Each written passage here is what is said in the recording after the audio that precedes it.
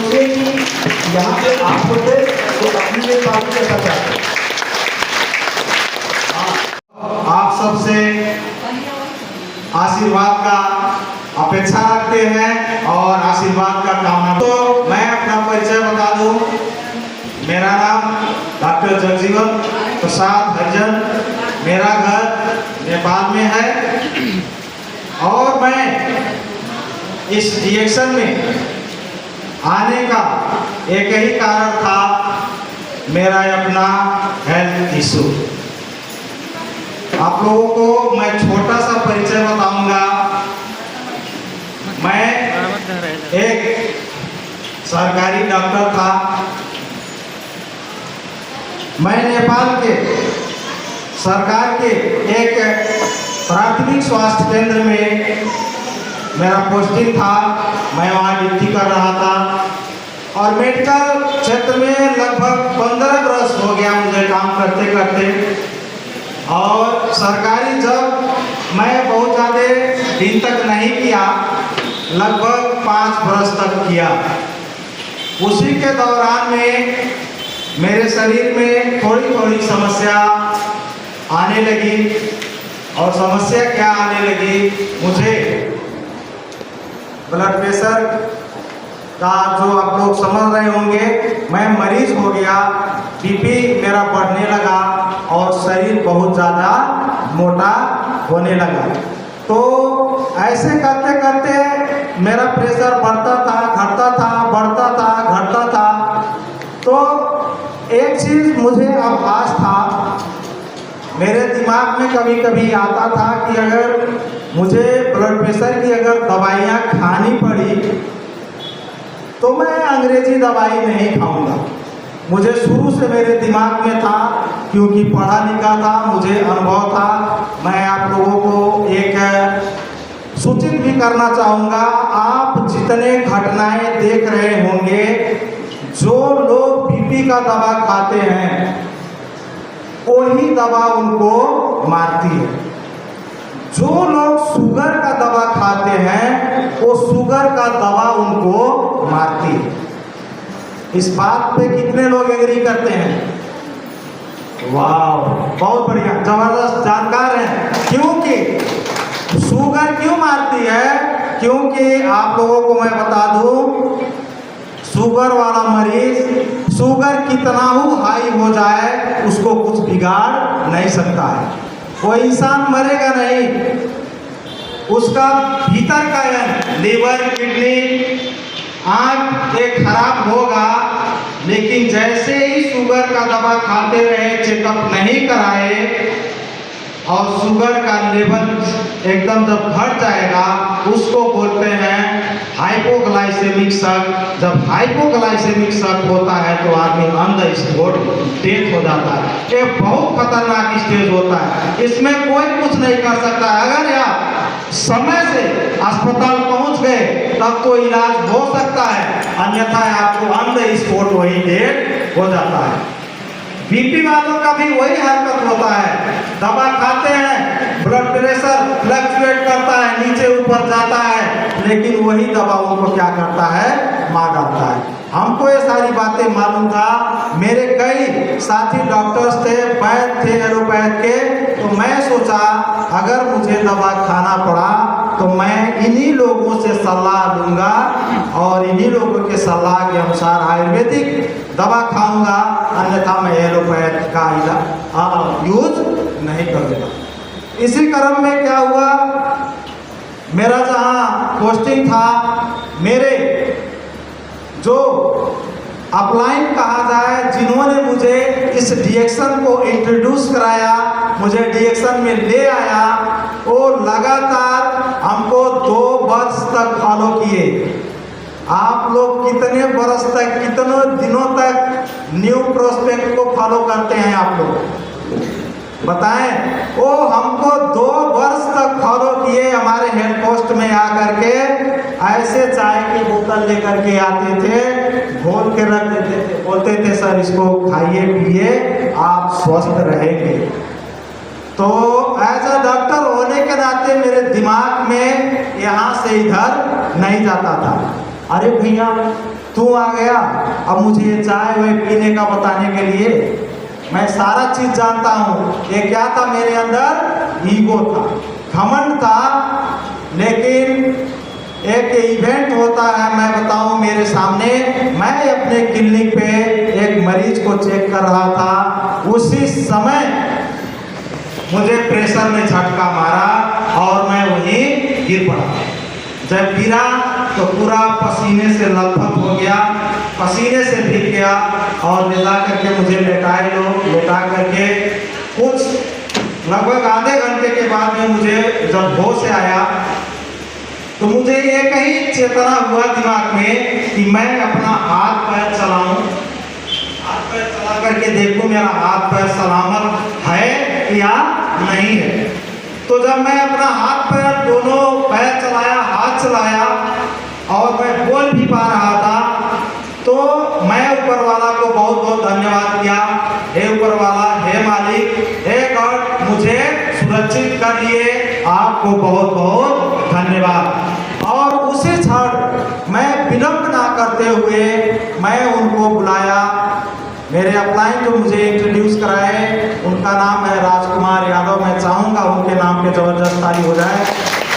और उन्होंने उनको बुलाए और तुरंत मुझे एक चाय, एक स्पादिना और 2 in 1 कॉफी ले करके हमको दिए। कहे इसको खाइए और उसको लगे, हम लगातार खाने लगे। 3 महीना जाते जाते मेरे शरीर में बहुत अच्छा रिजल्ट आया। मेरा शरीर इतना मोटा हो गया था कि मैं अपने घर से कहीं टहलने जाता था तो मुझे स्यां होता था, स्यां आकर सांस फूलने लगता था, हाँफ जाता था मैं। ठीक, मुझे उतना एनर्जी फीलिंग नहीं आती थी। लेकिन 3 महीने के बाद जैसे जैसे प्रोडक्ट ने काम किया, मेरे शरीर में पुनः ऊर्जा आने लगा और मैं थोड़ा सा अपने शरीर में चेंजिंग क्या देखा, मेरा शरीर थोड़ा सा पेट भी हल्का होने लगा और बीपी टाइम से जब चेकअप करवाता था तो बीपी भी थोड़ा नॉर्मल की तरफ आने लगा। तो मेरे मन का जो विश्वास का लेवल था वो थोड़ा सा उठने लगा कि ये प्रोडक्ट मेरे जीवन में काम कर रहा है।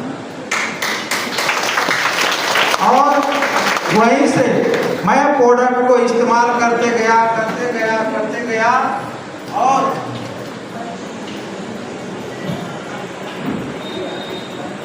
एक दिन क्या हुआ कि परासी में मीटिंग लगा हुआ था। तो वहाँ की मीटिंग हमारे great mentor doctor Devendra Kumar Sharma sir की मीटिंग थी। तो उन्होंने बोला, सर आप भी डॉक्टर हैं, वो भी डॉक्टर हैं, थोड़ा सा उनकी मीटिंग में आकर के बैठ जाइए। तो हम कहे ठीक है, हम चलेंगे। गए, मीटिंग में बैठे, समझे। वहाँ समझने की बाद में पता चला कि स्वास्थ्य किसको कहा जाता है। दोस्तों, बहुत मायने की बात है। अगर आपकी स्वास्थ्य अगर एक बार आपसे छीन जाए तो आपकी जिंदगी नरक बन जाती है। Yes sir, no? यस। उसी कड़ी में वहाँ जब मीटिंग चला तो सर ने मुझसे 2 सवाल पूछे कि सर आप डॉक्टर हैं, मेडिकल चला रहे हैं, एक सरकारी डॉक्टर भी हैं, आप बताइए अगर आप एक दिन अपने ड्यूटी पर नहीं जाइएगा तो वहाँ क्या मिलेगा? क्या मिलता है? आप अगर कहीं काम कर रहे होंगे, अगर ना जाए तो क्या मिलेगा? वहाँ डांट मिलती है। जो वहाँ के ऊपर के कर्मचारी होते हैं वो डांटते हैं, गुस्सा करते हैं। हमने कहा सही है सर, हम नहीं जाते हैं अगर तो हमको निवेदन लिखना पड़ता है और करना पड़ता है। तो दूसरी बात क्या बोले, अगर आप अपना मेडिकल का शटर एक दिन नहीं उठाएंगे तो क्या आपके घर में पैसा आएगा? बोले नहीं आएगा सर। फिर बोले अगर उसी दौरान आपका प्रेशर मार दिया, अगर अपांग हो गए होते, आपका हाथ पैर नहीं चलता तो आपके बाल बच्चों का रेख देख कौन करता? इन्हीं 2-3 बातों ने, जब वहां से आया मैं, यही 2-3 बातों ने मुझे रात भर सोने नहीं दिया और वही बात सोचने में मजबूर कर दिया कि वास्तव में जिंदगी का रियलिटी यही है। इंसान जब तक हाथ पैर सलामत है, जब तक उसका पैर चल रहा है, बाजुओं में ताकत है, काम कर रहा है, तब तक क्या आ रहा है? पैसा आ रहा है। और जब उसका हाथ पैर सलामत नहीं है, काम करना बंद कर दिया, ड्यूटी जाना बंद कर दिया, क्या आपके घर में पैसा आएगा? आएगा? नहीं आएगा माय डियर फ्रेंड। यही 2-3 बातों ने मुझे बहुत सताया और सुबह हुआ मैं डिसीजन लिया कि मैं भी एक्शन करूंगा। सुबह हुआ डिसीजन लिया और वहां से मैंने काम करना शुरू किया।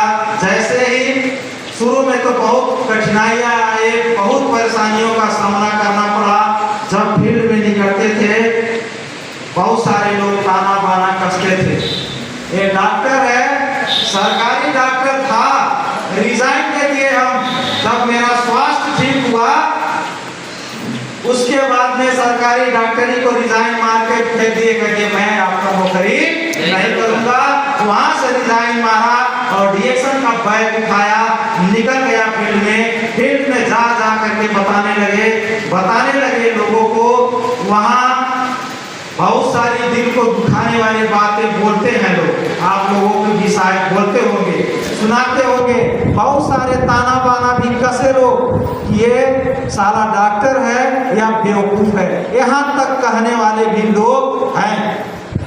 हमने कहे ठीक है भैया, वो आपकी बात है, आप कह लीजिए, लेकिन मेरा निशाना जहाँ है, मैं जिस मिशन पे हूँ वो मुझे पता है। एक दिन जब मैं सफल हो जाऊंगा उस दिन बताऊंगा कि मैं कहाँ काम कर रहा था। करते गया मैं उस दौरान में दोस्तों बहुत सारी संघर्ष किया। काम करने के दौरान में मैं बताऊं बहुत सारे लोग यहाँ होंगे, मेहनत तो कर रहे होंगे, बहुत सारे साथी होंगे जो बहानाबाजी भी करते होंगे कि मैं आज फील्ड नहीं जाऊंगा, आज घाम है, बतास है, धूप है, आंधी है, तूफान है। लेकिन मैं जब तक डायमंड नहीं बना तब तक एक दिन घर पे नहीं बैठा, एक दिन घर पे नहीं बैठा और निकलते गए फील्ड में दोस्तों, निकलते गए। उसी समय पे आप लोगों को मैं बताऊं लॉकडाउन आया। उस समय मेरा बीबी लगभग 95,000 के करीब था, 95,000 बीबी जा रहा था। उसी समय लॉकडाउन लगा और जब लॉकडाउन लगा तो मेरा बीबी गिर गया, क्योंकि सारे रास्ते बंद हो गए, सारे लोग घर में बंद हो गए। कहाँ जाएं, किसको बताया जाए, सबके पास वो समस्या आया। उसी समय हमारा भी बिजनेस गया और सब लोग शांत हो गए। मैं बताऊं दोस्तों, एक बहुत खुशी की भी बात है। मैं चाहूँगा इस प्रोडक्ट को बनाने वाले उस महान साइंटिस्ट, हम चाहेंगे डॉक्टर ली के नाम पे एक बार जबरदस्त ताली बजाएं। मैं बताऊं आप लोगों को, मैं बड़ाई नहीं कर रहा हूं अपना, ये मेरा सिर्फ अनुभव है। कोरोना के पीरियड में मैं लगभग 10 कोरोना पॉजिटिव मरीज को बचाया और मेरे क्लिनिक पर जहाँ से बुटोल, भैरावा, परासी से रिफर केस होते थे, मेरे क्लिनिक पे आते थे। मैं विदाउट वो जो क्या कहते थे, तमाम प्रकार के जो सेफ्टी लगाते थे डॉक्टर्स लोग, मैं कुछ नहीं लगा रहा था। क्यों कि पहला 15 दिन मुझे डरावना लगा।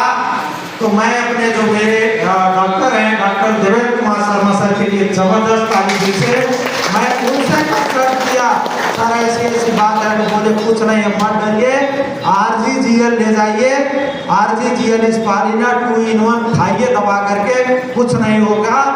मैं उस समय बॉर्डर बंद था, आने जाने को नहीं मिल रहा था, लेकिन हमारे गड़ौरा के भैया हैं विजय शर्मा, उन्होंने इतना तो कष्ट करते थे, गड़ौरा से प्रोडक्ट ले करके बॉर्डर पे छोड़ देते थे, वहां से हम एक एक छोरा प्रोडक्ट ले जा करके खा करके लोगों को जीवन बचाए। और मेरे मेडिकल पे 3-3 लाइन लगती थी, दोनों टाइम इंजेक्शन लगाते थे, लेकिन हमको डर नहीं लगता था। क्यों? कि मेरे सामने बहुत बड़ा हथियार था। क्योंकि आज मरे क्यों लोग?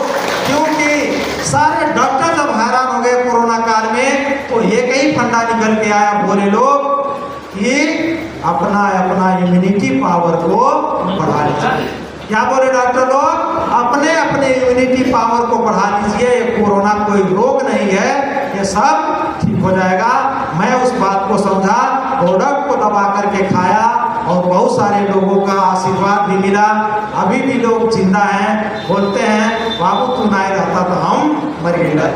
बहुत अच्छा लगता है, इतना आनंद आता है, आकर के पैर पकड़ते हैं लोग, बहुत अच्छा लगता है। मैं बताऊं, इसी तरीके से जीवन चला और कोविड में पूरा बिजनेस खत्म हो गया। फिर से शुरुआत किए, जब थोड़ा सा समय अच्छा आया तो फिर बिजनेस को शुरू किया गया। तो हमारे सर डॉक्टर सर्वेश सर और डॉक्टर देवेंद्र कुमार शर्मा सर, जब थोड़ा सा स्थिति नॉर्मल हुआ तो मोटरसाइकिल ले करके वो चोरी वाला रास्ता से, खेत मेड़िया वाला रास्ता से आते थे लोग। हम लोग गांव में जाकर के उस समय भी बहुत मेहनत किया गया। फिर भी लगभग 1 लाख से ऊपर गया और फिर दूसरा लॉकडाउन लगा, फिर बिजनेस खत्म हो गया और फिर दोबारा बिजनेस खत्म हुआ दोस्तों। लेकिन यहाँ से बिजनेस नहीं गया था, यहाँ से हौसला नहीं गया था। बहुत सारे लोग हैं, थोड़ी सी कष्ट आएगी, थोड़ी सी परेशानी आएगी तो लोग दोष देना शुरू कर देते हैं, मेरी ये परेशानी है, मेरी वो परेशानी है, बिजनेस से बाहर हो जाते हैं। लेकिन हम लोग बिजनेस से बाहर नहीं हुए, डटे रहे। आज नतीजा क्या हुआ? आज बहुत बढ़िया टीम है, आज मेरे टीम में अच्छे लीडर्स हैं और बहुत अच्छे पैसा भी कमाते हैं। ठीक है, तो यहाँ